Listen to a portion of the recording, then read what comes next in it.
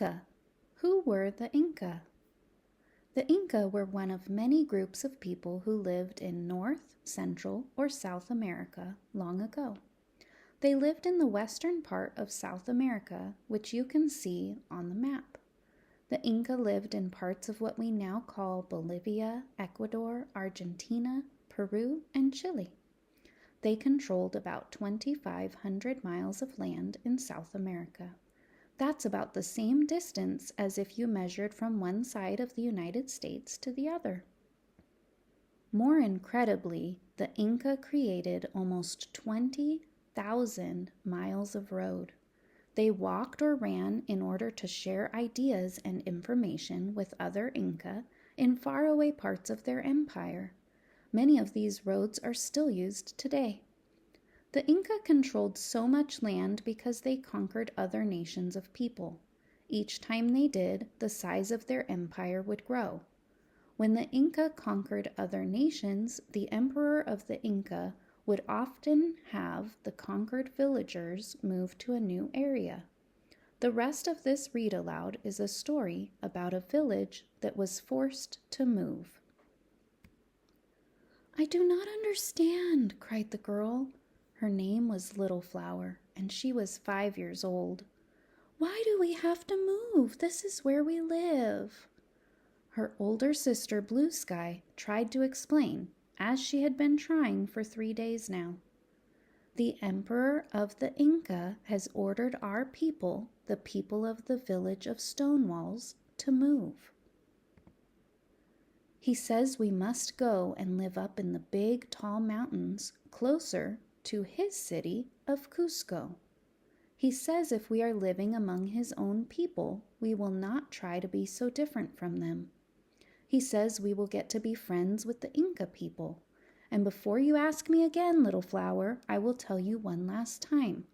The emperor of the Inca now rules the village of Stone Walls.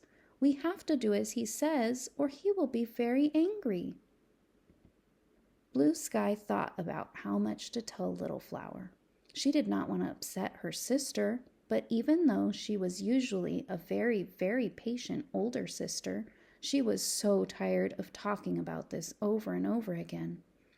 After all, she thought, I am not so old myself. I do not like to think about these things either.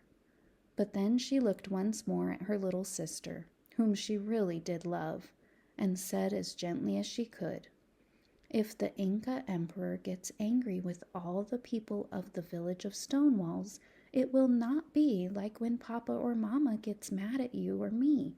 It will be much worse. So I think we had better do what he orders. Don't you?" Little Flower thought about this. "Yes," she answered, "I guess we had better do it." But as Blue Sky smiled and went back to collecting their things, the smaller girl whispered to herself, "But I still don't like it." 3 days later, all the people who had lived in the village of Stone Walls were almost ready to move. They were sad to leave their home, and even the oldest and wisest of them felt the way that Little Flower felt, for they were about to go somewhere no one from the village of Stone Walls had ever even visited.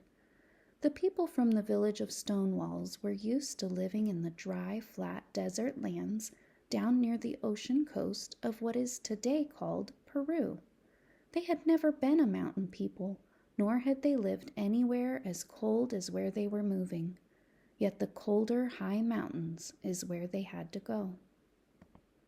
The people of the village of Stone Walls used llamas to carry loads for them. Llamas were very gentle, but strong enough to carry a lot on their backs. Blue Sky and Little Flower loaded all the possessions they were able to take with them onto their llama.